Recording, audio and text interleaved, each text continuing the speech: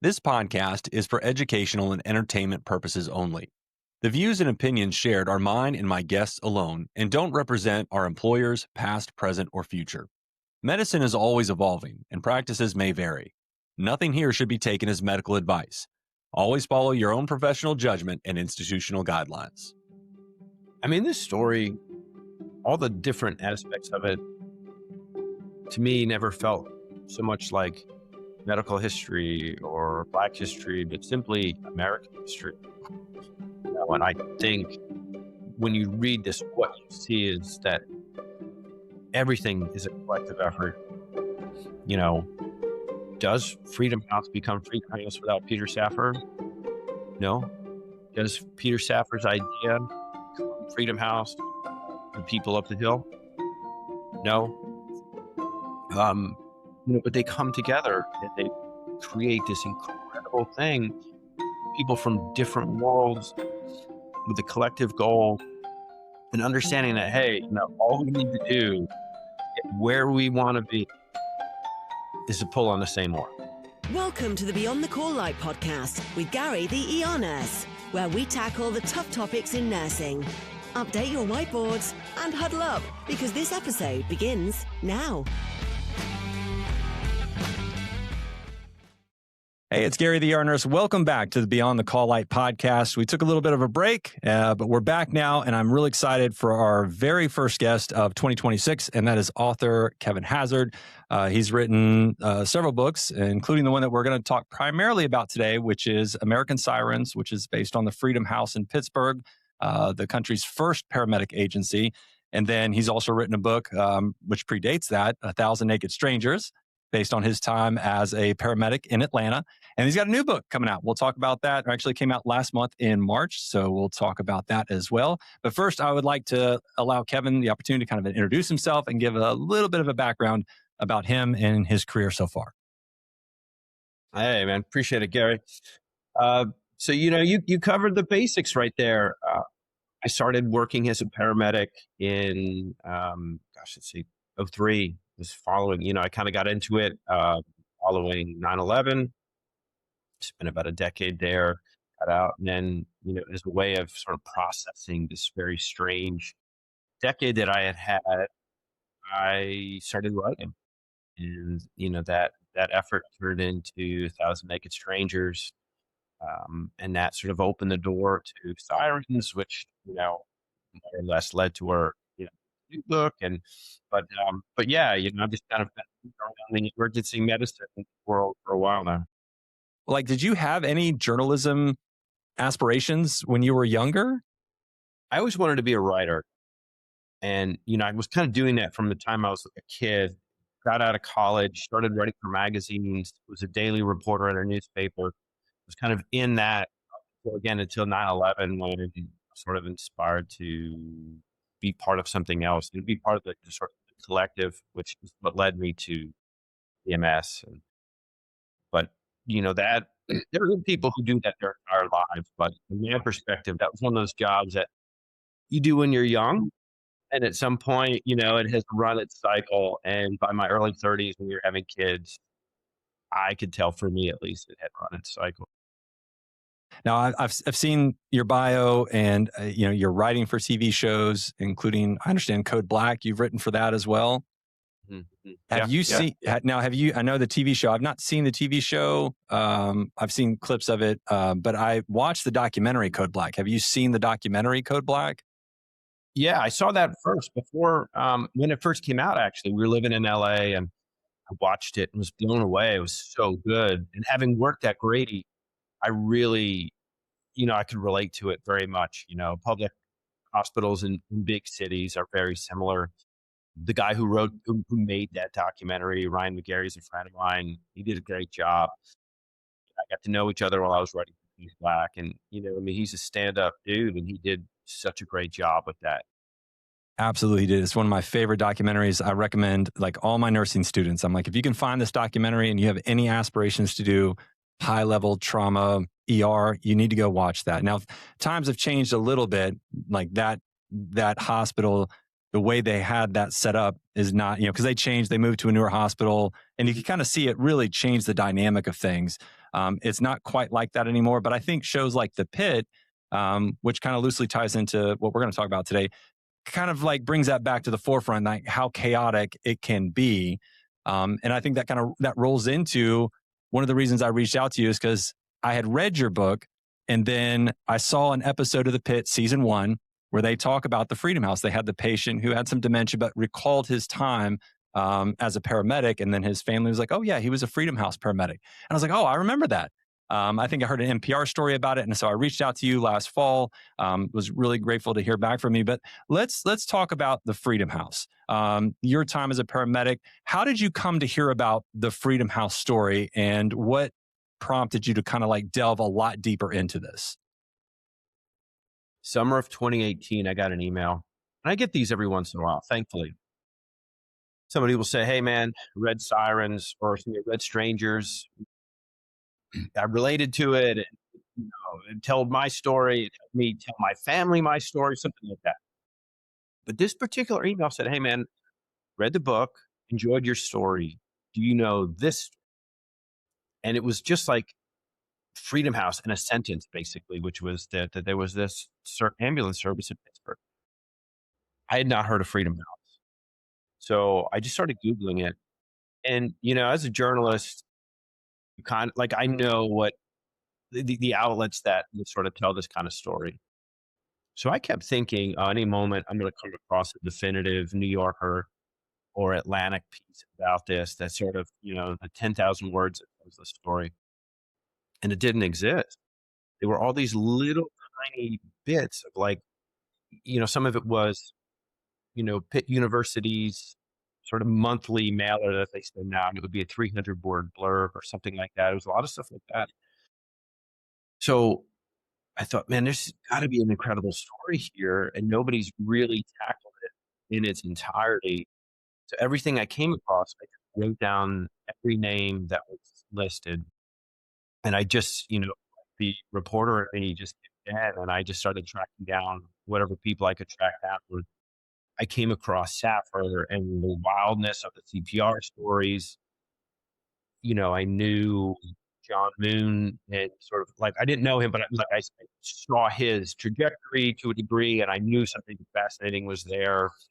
Mitch Brown, Walt Brown, Darnella, George, all these names pop up, Phil Howland, all these kind of names would pop up. And I just, kept tracking them down one by one. And, each one provided a more fascinating story than the last. It was incredible, and I mean, like, you could write an entire book about Ned. You could write an entire book about Peter Safar. You could take any single human being that's been one shift on a Freedom House ambulance and write an entire book just about them. The neighborhood they grew up in, that in and of itself is worthy of real study and a portrayal. So everything I dug up about this is fascinating. There was no way that this is not a story you could let go of. I remember when I first heard about this, I kind of felt like you. I started going down the internet rabbit hole, looking for those definitive stories outside of the book, and I didn't find them. How surprised were you when you started learning about all of this, and how important it was to the history of paramedicine and pre-hospital care? How surprised were you that there was almost nothing about this out there? I was surprised I didn't know it, but I wasn't surprised there was nothing out there. If we're just going to be totally candid about it, our history is a lot of this, a lot of burying the past. This is a story that's very easy to bury. The people involved who are really doing this work, they were without agency. And so, the city could scrap it, sweep it under the rug, let it move on. And, the 70s and 80s, 90s, and into pretty recent times, people were okay with moving on from that. So I wasn't shocked, to be honest with you. I was disappointed that my first day in the EMT school, we learned about Napoleon and flying carriages and all that other nonsense. And then at some point, they say, oh, and then there was this television, somebody wrote the white paper, and then along comes Johnny and Roy, and here we are. And, there's a big thing that happens there. And that leap was never been addressed. I talked to my kids. I told my kids I was going to be doing this interview today, and I was explaining to them what Freedom House was. I've got a 10-year-old who is dead set on joining the rescue squad with me as soon as he turns 16. He's been going since he was 2 years old. And so I was telling him about the history of the Freedom House. And I try to explain to him that EMS, as he knows it today, when he goes and sees all the ambulances and sees the paramedics and the things that we do there, I tell him that's all relatively new. And that has not always been the case. And that Freedom House helped found the national concept of pre-hospital medicine. And I said, there was a time when I was born in the 70s that was not standard of care. Can you kind of paint a picture of what EMS looked like prior to Freedom House? So there's essentially three different agencies that provide care up through the 1960s, and in some places into the 1970s. You have cops, who, just generally speaking, guys at the end of their career, not terribly well trained, less trained than the lifeguard at a public pool. They don't really have a lot of equipment. They have an old vehicle. They come to your house, they grab you, they toss you in the back, they speed away. The volunteer fire department, which at that time, most fire departments were volunteer. And not a lot of training, not a lot of energy, resources, or focus placed upon it. So it is essentially, we're going to come, we're going to grab you, we're going to toss you, and take off. And then the third is the funeral. And it makes perfect sense to think about the fact that it's the only business with a vehicle that can transport a body. So, you've got these undertakers that are embalming a body of cult. They hop in their hearse, they speed to your house, they toss you in the back. They make a whole lot more money if you die and they do your funeral than if they transport you. So it's the ultimate conflict of interest. It's also just, imagine looking out your front window when you're having a heart attack and what speeds up is a hearse. Like, what about bad omens? Um, but that's what existed. And that's the reason, of course, for the white paper, 1965, when they come forward and say, hey, there's this unchecked epidemic of preventable trauma deaths. And the reason for it is hospital care is either non-existent or useless when it arrives. And so people are dying. Somebody needs to do something. Somebody please do something. What were conditions like in Pittsburgh? Why Freedom House? Like, of all the places in the country, why was Freedom House, which existed prior to this agency, they were already in existence, but what made Freedom House in Pittsburgh the central figure, like location for this revolution of pre-hospital care? Two things. The conditions that created the problems in the Hilders were not unique to Pittsburgh. However, they have this, the ultimate spark to their fuse in Peter Safar. So let's just set Safar aside for one quick second. The Hill was going back hundreds of years, it was a minority neighborhood, whether it was new immigrants or ultimately, Black Americans, but nonetheless, it was a minority neighborhood. By the mid-20th century, it becomes predominantly, almost exclusively Black. The city is tons of red lines. Black residents aren't allowed to move out. They're forced to stay here. And then, as was happening in cities all across the country in the mid-20th century, the government, in order to rejuvenate its urban spaces, offers cities money to build infrastructure, build universities, hospitals, highways, civic centers, coliseums, theaters, whatever. And of course, those places are always going to be, or those things are always going to be built in places that the city views to be expendable.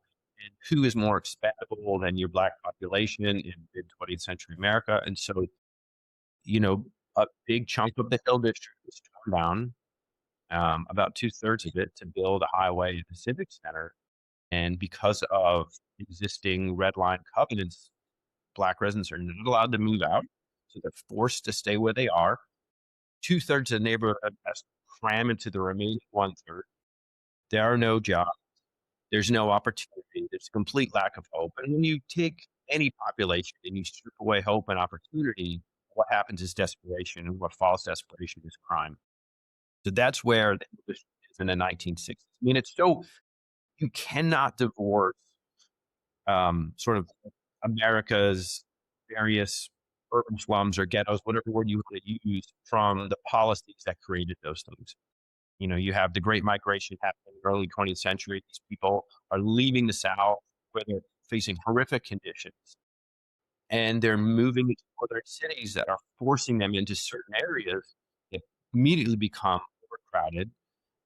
The utilities are never updated. The opportunities are provided in any kind of way. Like there's no business there. A lot of the like bad sewage systems and bad power and water. Like it's a nightmare, and they're not allowed to leave. Like the government, local governments say you guys are not allowed to live in any neighborhood but this one, and then sort of turn around a decade later and say, "What's the matter with you people? You're living in a friggin' slum." And it's like, well, yeah, you forced us into this slum, and you allowed it to become a slum, and you wouldn't let us leave, and now so here we are. And by the way, we wouldn't have come here in the first place if they weren't lynching us in the South. I mean, the horrible conditions that they were facing. So that is the Hill District in the mid 1960s.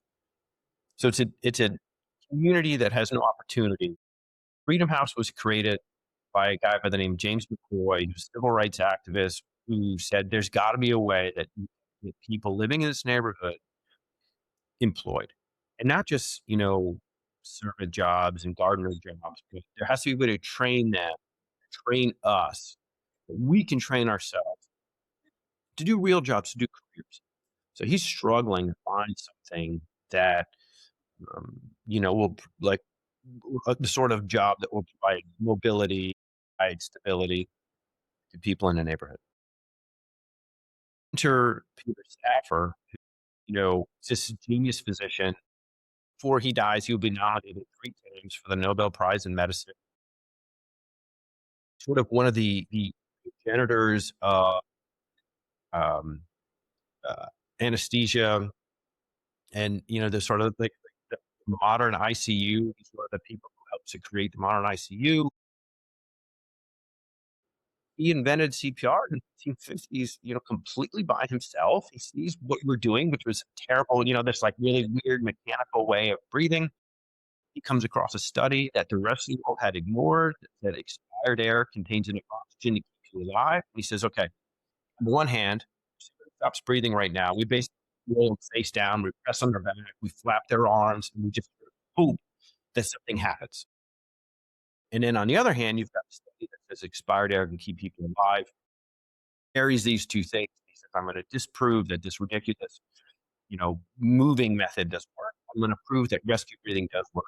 So he sets up a series of studies in Baltimore where he gets volunteers, and he says, I'm going to sedate you and then paralyze you, and while you're lying breathless on the floor, I'm going to keep you alive with my unproven method. And by the way, I'm not going to do it, and a doctor's not going to do it, but I'm going to bring in untrained volunteers. I'm going to bring in secretaries and bankers. He brings in 11-year-old kids. Like literally, there's photographs of Boy Scouts. And he does it. He keeps these guys alive. The power of persuasion this man must have to convince people to sign up for this study is mind-blowing. I can't convince someone to buy a book. This guy is convincing someone to essentially lie dead on the floor and let a child keep. And at one point, he had like a Boy Scout doing it, like not even an adult.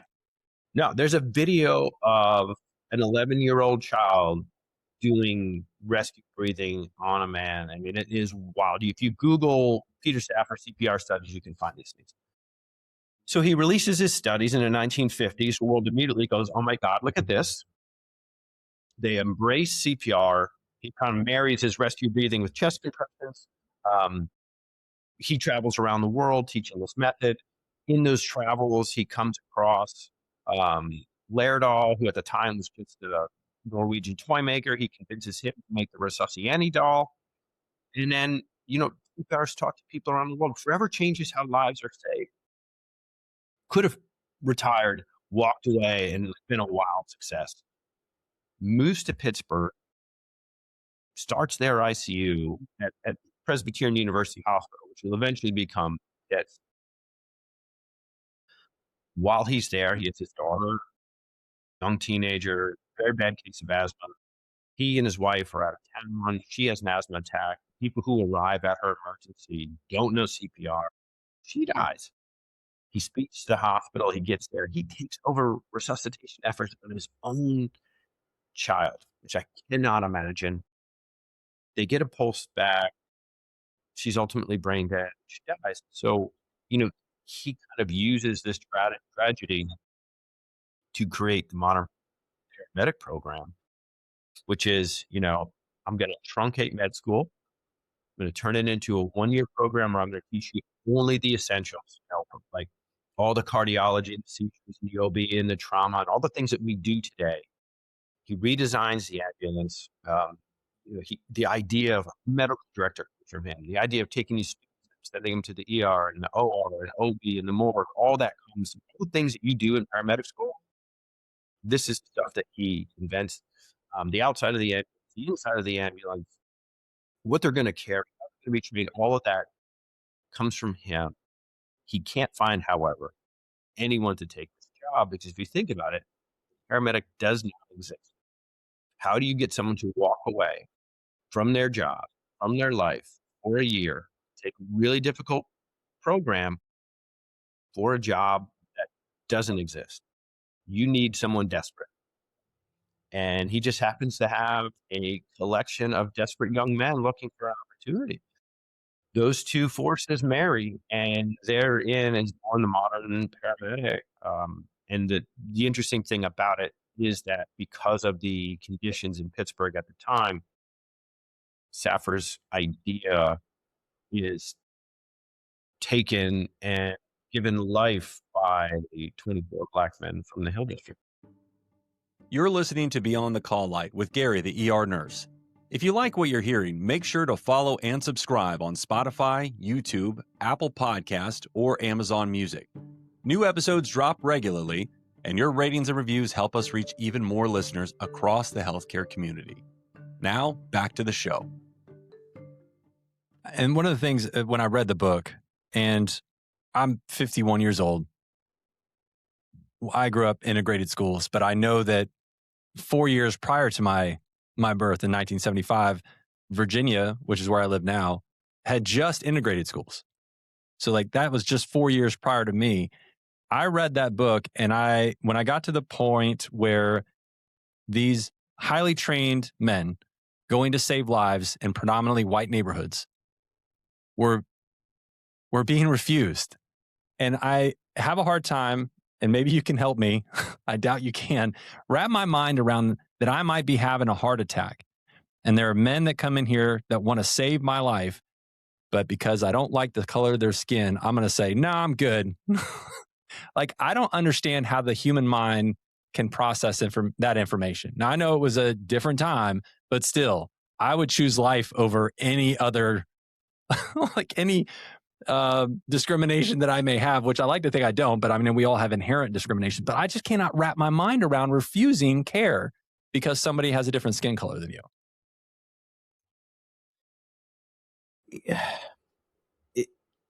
Racism, discrimination, these are odd human diseases. And you just sort of put your finger on the proof that that's precisely what it is.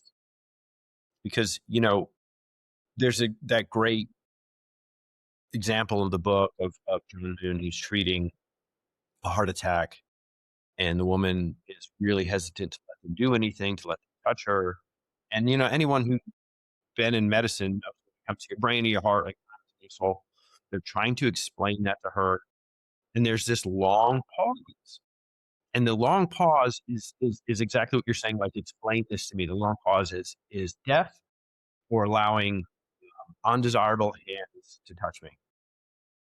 That there's a pause gets to the very twisted mythology of hate and fear and discrimination and racism. It is not something you can explain in any way other than that. It is, a disease cannot be explained, at least not logically. And this is kind of where it comes from. And that's what they were facing, and the fact that they were patient enough to do that. I mean, how many of us hearing that would go, you know what? I'll be back in 10 minutes to work your arrest, motherfucker. That's how I would look at it. That's what I would say. I'm going to be your paramedic one way or the other, either now or in 10 minutes. Fine. You just bought yourself a tube and a whole lot of epi. Doesn't matter to me. So, for them to be able to swallow that and still have enough compassion and decency to say to this woman who had shown them neither of either of those two things, to say, we're here for you. We're going to remain until you can sort of wrap your head around it. It's truly remarkable. My next question has to do with the technology that came about of the Freedom House. And I think one of the things that really blew my mind, and I think of modern EKGs, the things that I use, I think of those as a relatively new innovation, but they are not. And I mean, I've heard nurses tell me about the suction cup EKGs from, years past, but I think the concept of doing 12 leads in the field at the stage at which they were doing it blew my mind. Can you talk about some of the medical innovations that came out of this Freedom House paramedic agency? Yeah, I mean, it should be noted that Belfast had a medical or like a cardiac unit that was out in the field. And then, of course, Dr. Nagel down in Miami is sort of like the guy who brings telemetry out to the world. But what Freedom House does, specifically in terms of like EKGs and telemetry and all that, really marry it with a full spectrum emergency medical service. So, they're like every innovation that they come across, they just suck it up and they bring it out to the people.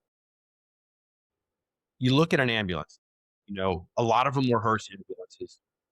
A lot of them were paddy wagons or trucks, and Safar, says, okay, we need to find something that really works well. Because he's an anesthesiologist, that's why there's a captain's chair at the head of the stretcher, and to your immediate right, there's also a unit, because in his mind, it's like airway. But as he's coming up with new ways to design an ambulance, he's going to his medics and saying, okay, what is it that you guys are facing? How can we streamline this, make this as effective and efficient as possible? So you got the design of the how units are dispatched. Again, it's something that like it's a trial and error as these guys are being dispatched around the city and determine, okay, what's the best way to do this.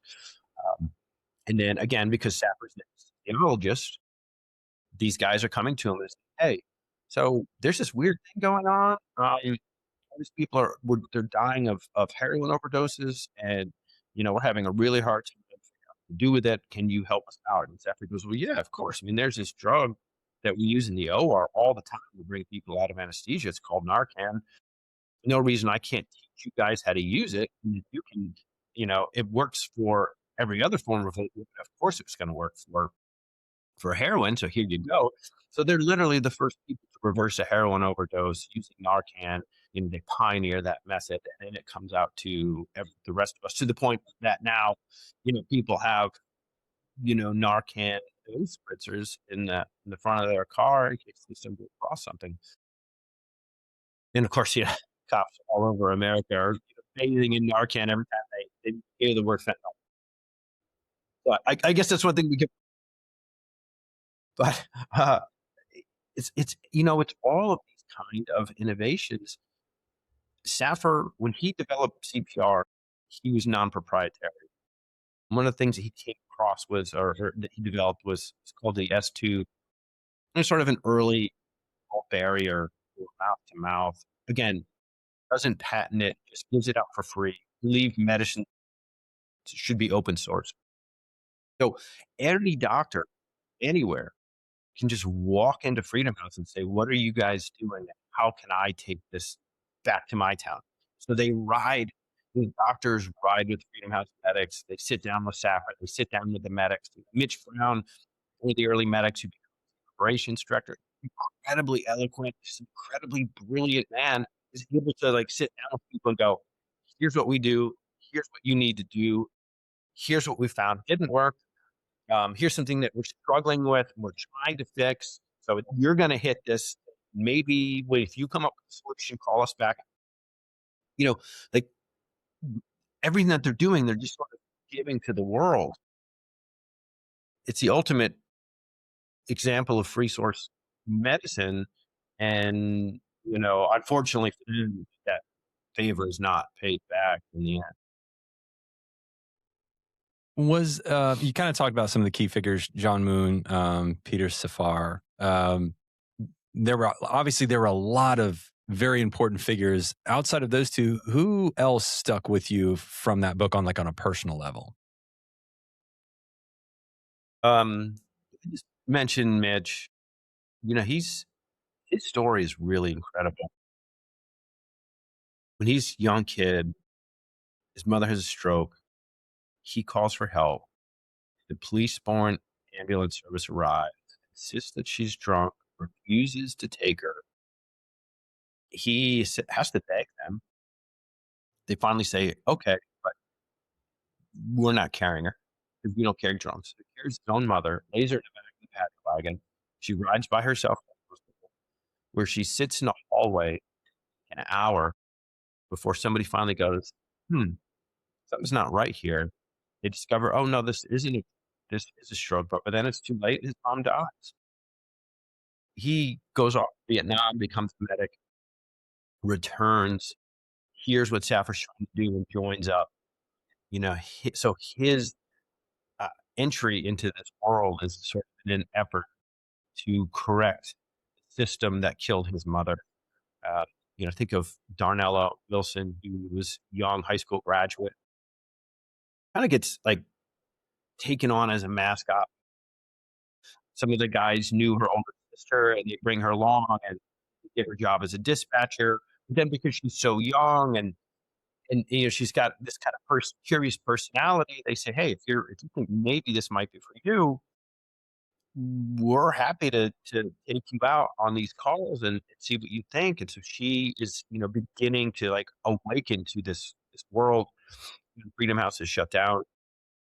She has to endure quite a bit in this aftermath. The city sort of takes her, and she winds up essentially as a hall monitor in the city jail, which is a really traumatic experience for her. But she holds on. She gets her medic numbers. She goes on and becomes a nurse, a long career in medicine. So there's just so many, man, I could go on all day of all these people who came here through these different ways, but who arrived at this place in time and provided this service to the rest of us that we all were very quick to sort of forget about, move on from, but who sat there and said, we were here, we did this, our contributions matter, and someday you guys are going to remember us. They were almost forgotten. Yeah. Despite, you read this book and you learn about them, you just think, this is incredible. This should be taught in every EMT class, every paramedic class across the country. It's part of the history. When I went to nursing school, we learned nursing history. We learned the key figures in nursing.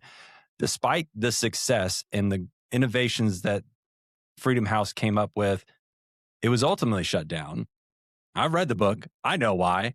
But can you kind of talk about the high level overview of what led to that decision to shut down something that was so monumentally successful?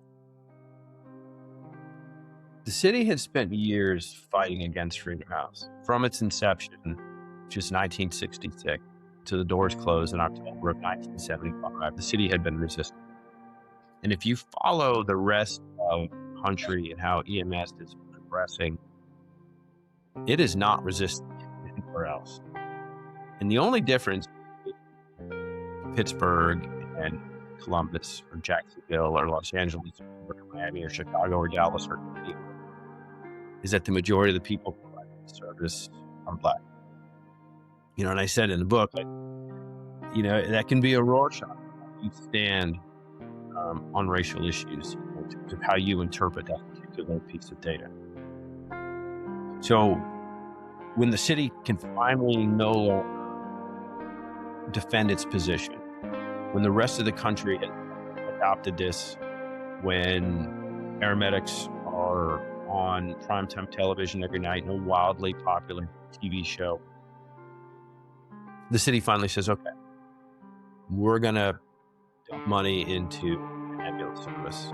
But they have no intention of that ambulance service being greenhouse. So, the doctors who created this program and are presently serving as its medical directors, the medics who have been on the streets for a decade, they are not consulted, they are not involved, they are not wanted. The city starts brand new with new doctors, new people, new training program, which, by the way, uses a book that was developed by one of Freedom House's medical directors, using the input and the knowledge and the experience of the Freedom House medics, called Emergency Care in the Streets. And it trains their replacements.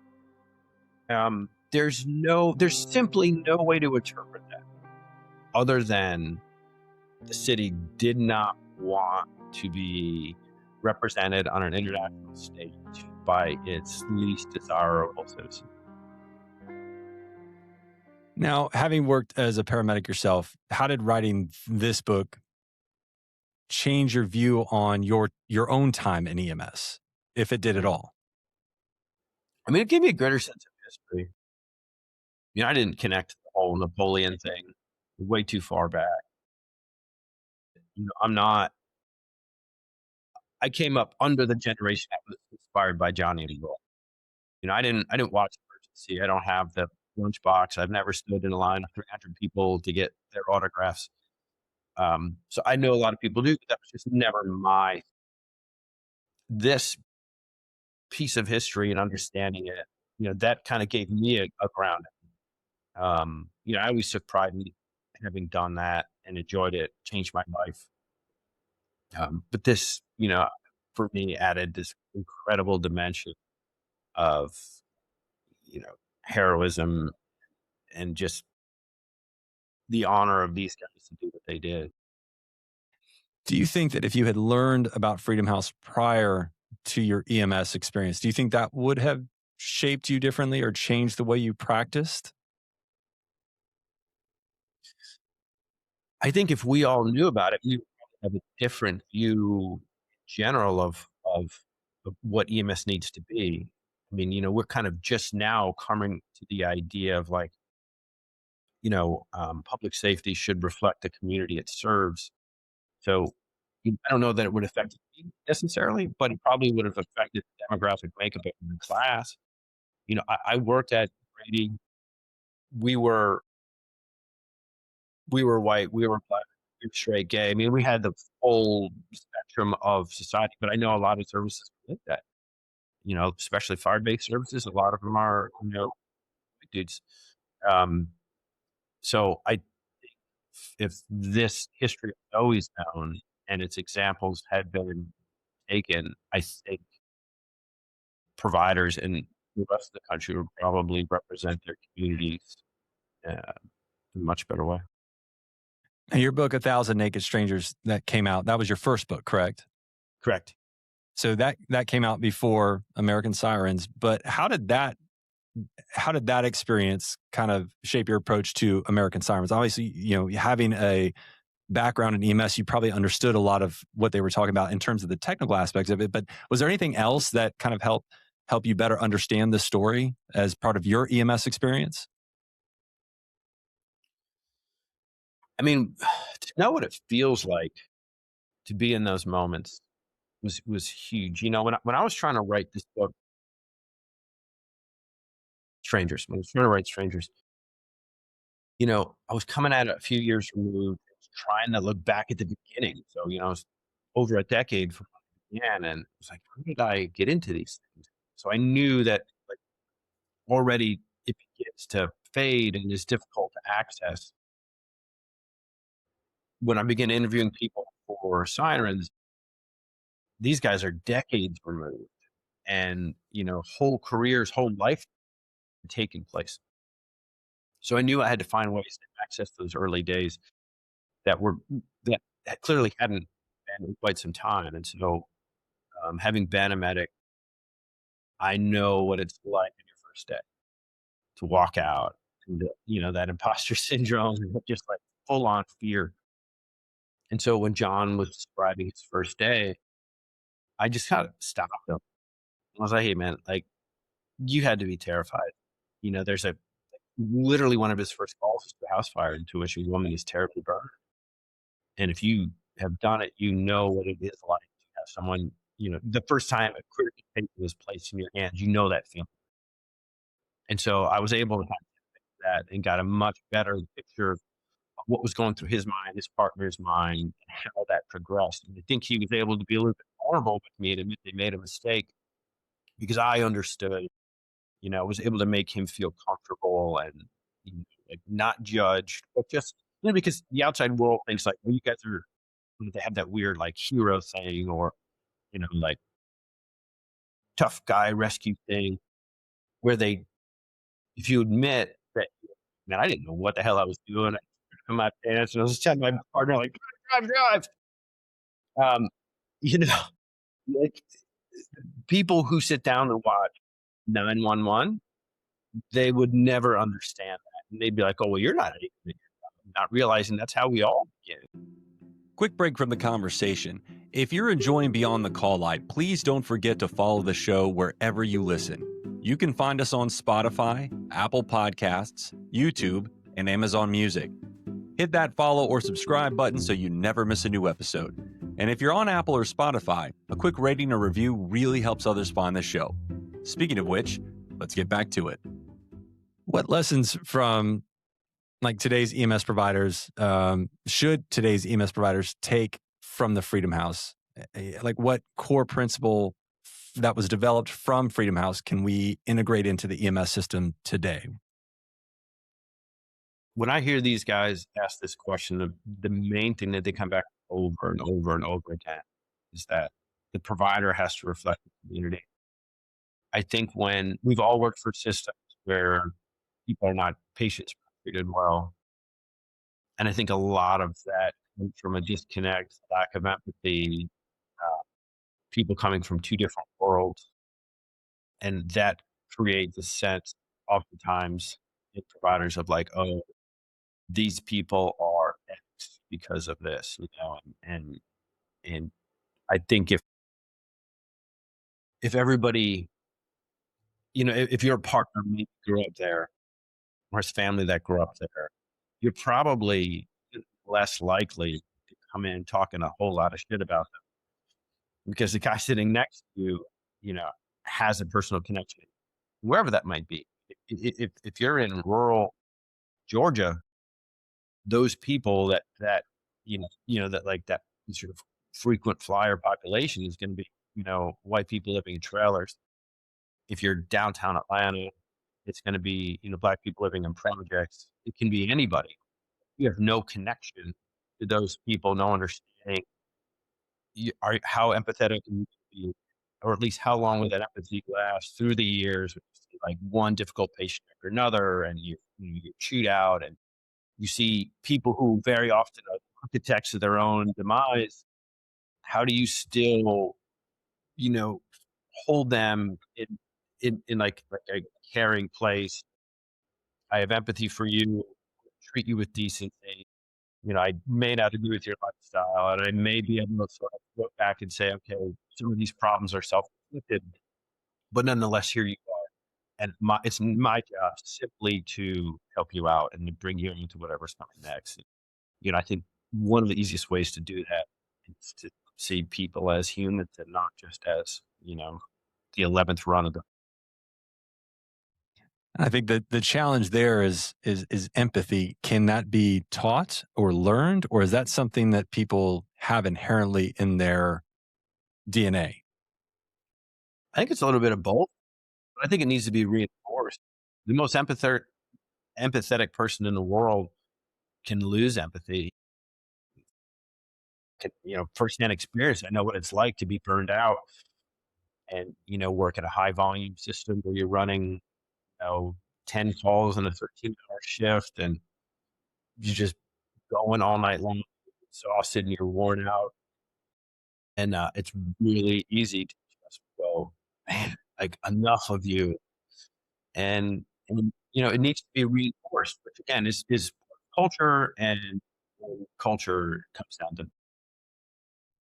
Now, there's been a lot, and I don't know if it's because I've read the book and I've done a lot of searching on it. You know how they monitor everything that we search and they feed our algorithm based on the things that we're talking about and looking up on the internet. But I feel like I've seen a lot more positive publicity and recognition coming to the Freedom House. Recognition, whether it's like a local legislation or state legislation or federal legislation where they're recognizing them. Obviously that's got to feel good that they're, even though it's way overdue, that you're starting to see more of this recognition coming forward. It's incredible. I mean, to be a part of it, to help push that rock a little bit, because when I showed up, they were on the Hill. They were pushing the bull. And, I was simply one of the people who came along and stepped in and said, I'll help you for a little while. So whatever has happened since then, whatever I was able to contribute, I was contributing to an ongoing effort. So to see, and I think some of it is timing. This book came out in 92.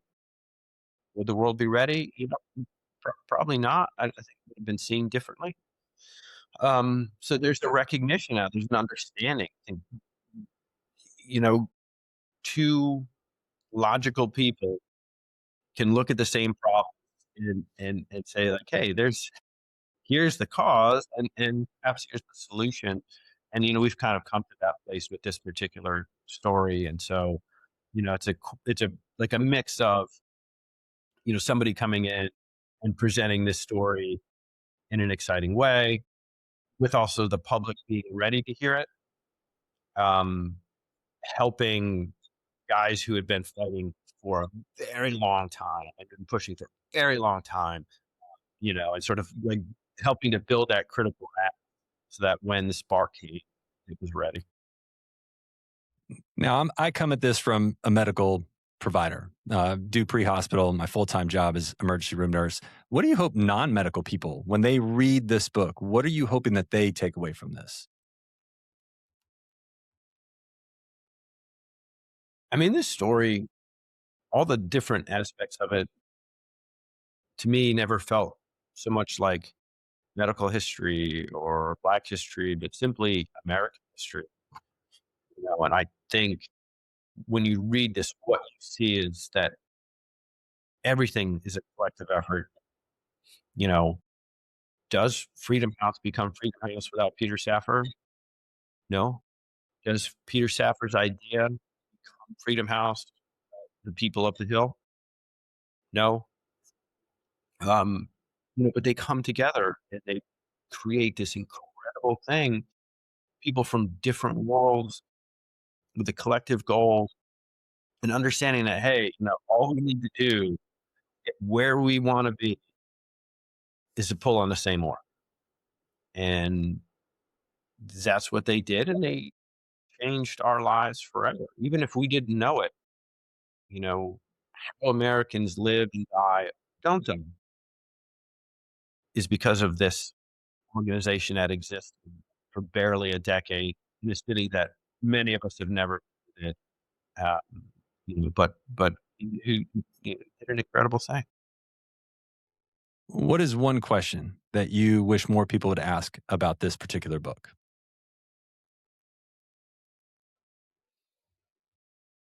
Probably, why did it take so long? This story had been around since before I was born. This predates me. I was not around in '77. So it was a woman I was speaking to. She was a widow of one of the medics. She said, my husband died without his kids really knowing what he did. And I just felt like, God, how terrible. It's wonderful that I'm able to help them. But what a thing to have done this, the world to basically, it's not like the world shrugged. The world embraced it. They just didn't embrace them. So, I think the good question is like, why? Why did it take so long? Because I think we're very quick to try to like push all this stuff aside and say, I mean, that was a long time ago. You know, like people get angry about it. Identity politics, or like you're just trying to divide us when you bring all these things up. And how's it helpful? Let me think something. People living in that neighborhood, like, how do they move on if we never acknowledge what happened to them and never like truly praise them for what they did? Like, how do they move on?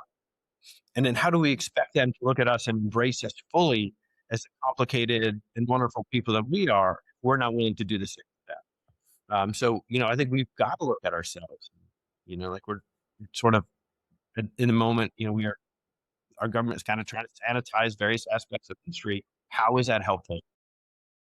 How do any of us benefit having a simpler, truthful depiction of who, what, where of all of us? Like it makes no sense. All right, last question about American Sirens, and then we're going to move on to your newest book. Yeah. When is the screenplay, and who plays Dr. Safar, and who plays John Moon? So I'm writing the script now. So we'll see. Yeah, man. So, I always wanted Michael B. Jordan to be John, or Mitch perhaps.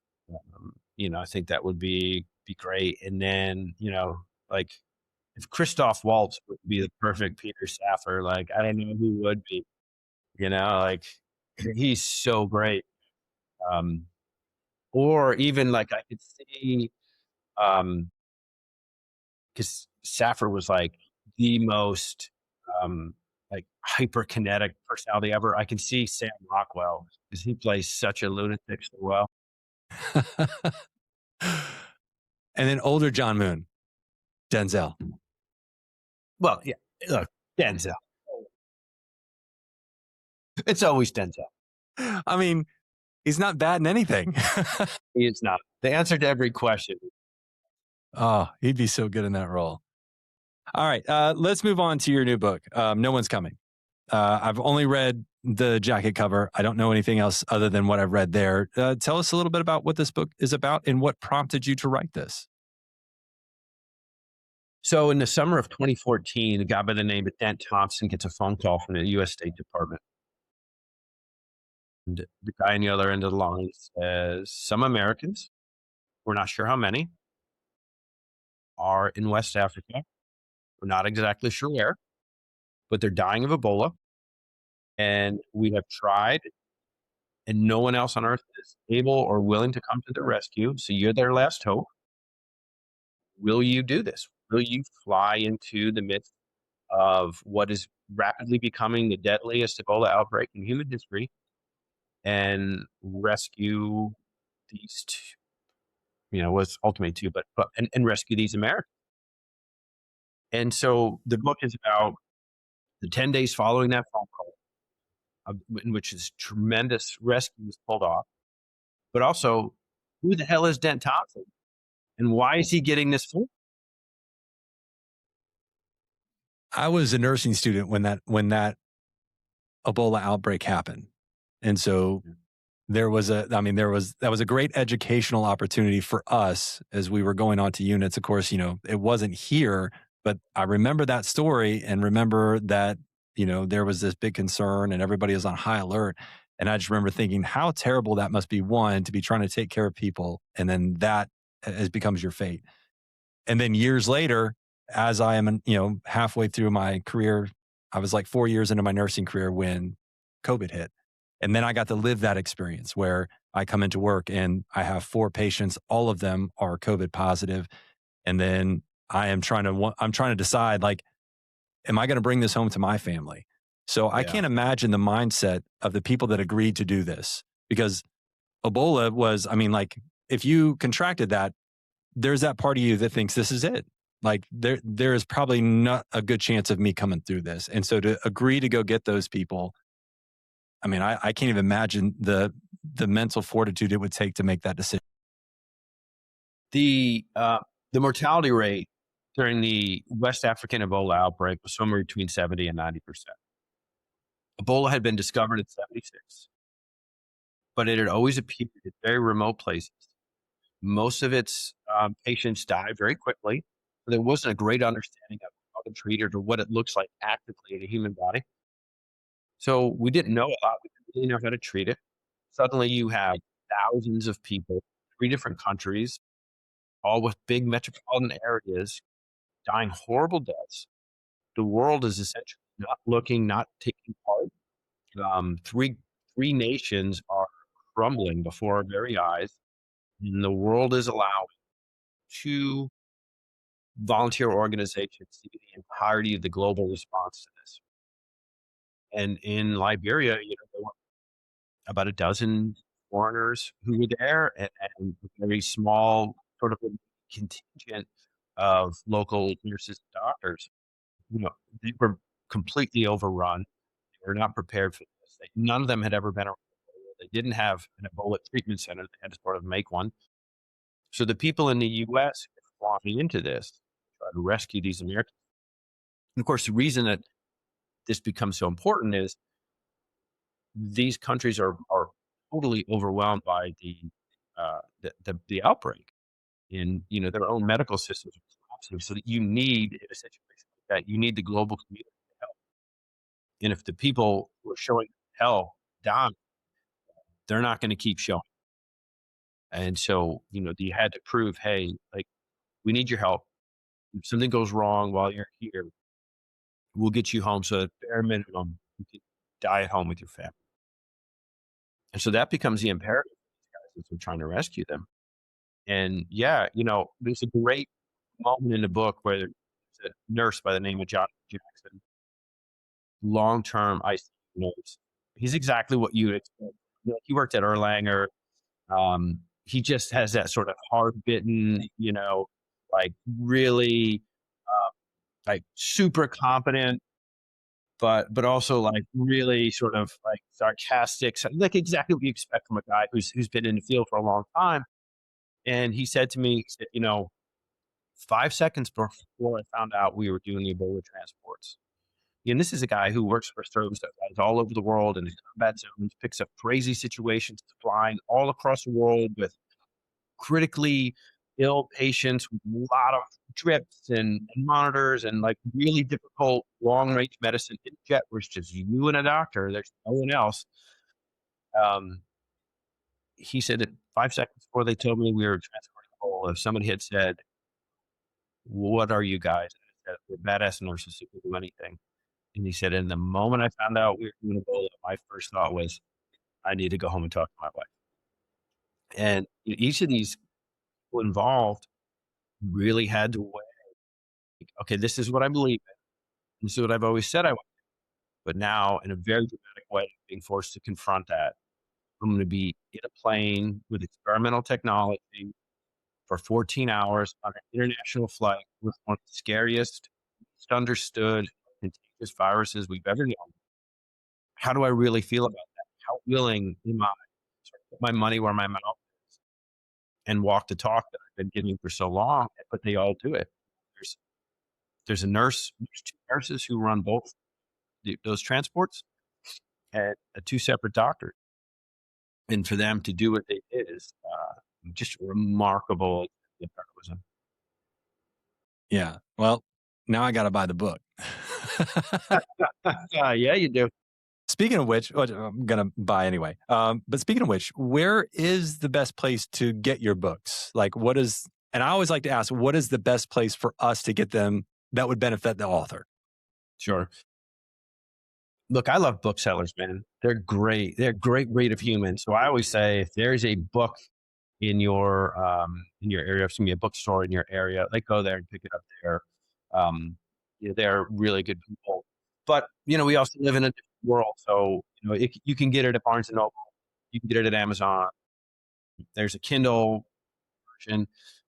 There's an audio version. So essentially, anywhere that you can book, no one's coming as a. We have a local bookshop here, which I love. I'm grateful they've been in business for 5 years now, and I'm willing to wait the extra time. I'll just go to them and say, "This is the book I want. Can you order it for me?" and then just tell me when it's here and I'll come get it. And I love that about them. And they're great. They always give me great. I've gotten so many books that I never would have discovered without them. So yes, I love the local booksellers, support them. Amazon's great, but there's something about going to an old style bookstore and just going through the racks and looking and seeing something new. Oh yeah. I mean, look, two things. One, your local bookseller is never going to try to find a space with a wiener shaped rocket.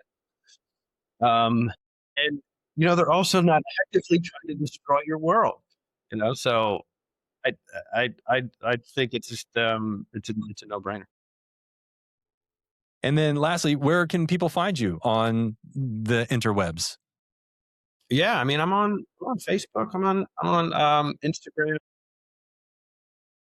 You can find me there if you search for that name, and I'm trying to keep updates on the book. I've been a little out of touch recently because I'm just finishing up nursing school, which has been a crazy stretch, and just trying to get back into the world now that I finished literally this week. This is my last couple of days. I didn't know you were in nursing school. That's great. Congratulations. Yeah, man. Yeah, thank you. It's like writing books and screenplays and TV, that wasn't enough.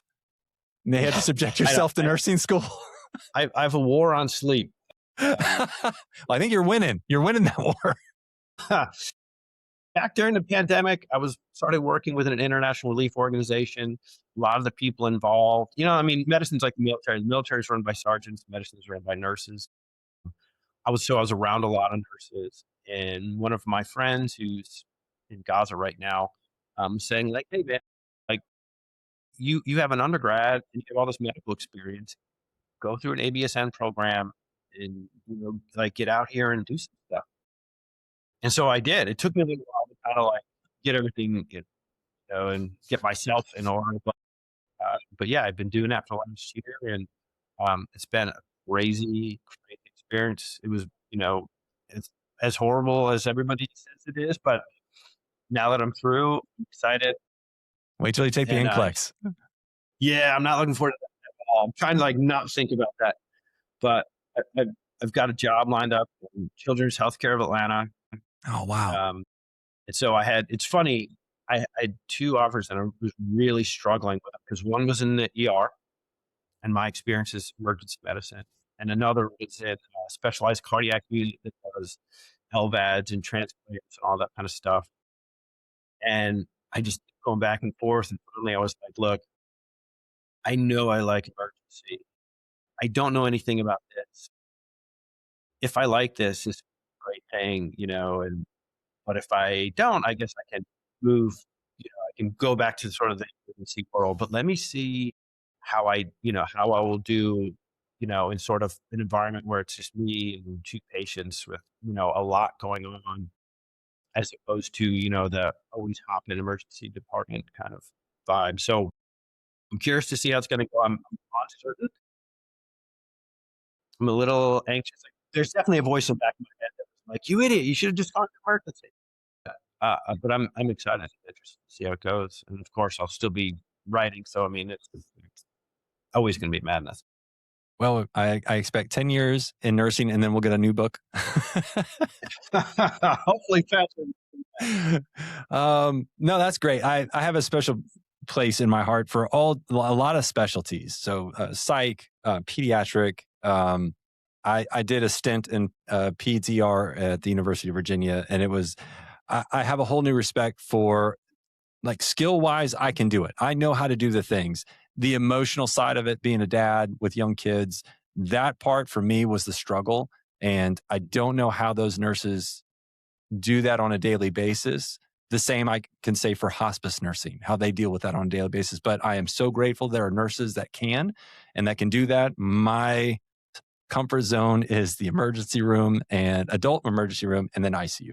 And and they look at me and they go, I don't know how you do that. So I'm grateful that there are nurses that can be spread around and do all the different jobs. So I'm very excited for you. And I wish you all the best on the NCLEX as well. So any closing remarks, any closing thoughts as we step out? I don't know. We covered so much, man. But look, this story, the new book, we're living in kind of a funny time, and between wood chippering, of USAID, demonization of CDC, of public health. I think in many instances of public health or healthcare workers, I look at this story and, you have these two people, one's a doctor, one's a volunteer, who traveled halfway across the world, risked their lives for strangers, then became sick. And in turn, another group of strangers risked their lives to save them. And, we're living in a place right now, in a time right now, where the knee-jerk reaction to, hey, will you help, is, yeah, but what's in it for me? And how much of an inconvenience is this going to be for me? I mean, if you look back to the pandemic, people, the whole wearing a mask thing, you weren't being asked to sacrifice, you were being asked to inconvenience yourself. In 1980, if you had surgery, long before any of this was political, your surgeon would have worn a surgical mask, because that surgeon would have known surgical mask would reduce the amount of airborne particulate, thereby reducing the chances of me getting you sick. It's quite simple. It isn't a political thing, but we're kind of in a funny place where it's like, I'm not sure I want to even inconvenience myself for the greater good. And here are people of many different political backgrounds who were willing to risk their lives for the greater good. I think that's just something we need to remind ourselves on, especially, and in medicine, it's what we do. That is the mandate. That is what we, I know when it comes to the military, we talk about people join out of the sense of service. I would argue the same thing for medicine. In my time on an ambulance, forget the, police and shootings and all that kind of madness. You crawl across a bed for this 87-year-old woman, a C. diff, and has wedged herself against the wall, and man, this is so stupid, but what am I going to do? She's there, and I'm here, and I'm doing the help. That is the job. That is a sense of service. That's what draws us to this. Nobody wants to get sick, but we are stepping into these situations because we're called to, we're drawn to it. That's just something that we can't live without. I mean, I can tell you, as someone who spent the last decade writing, I missed it.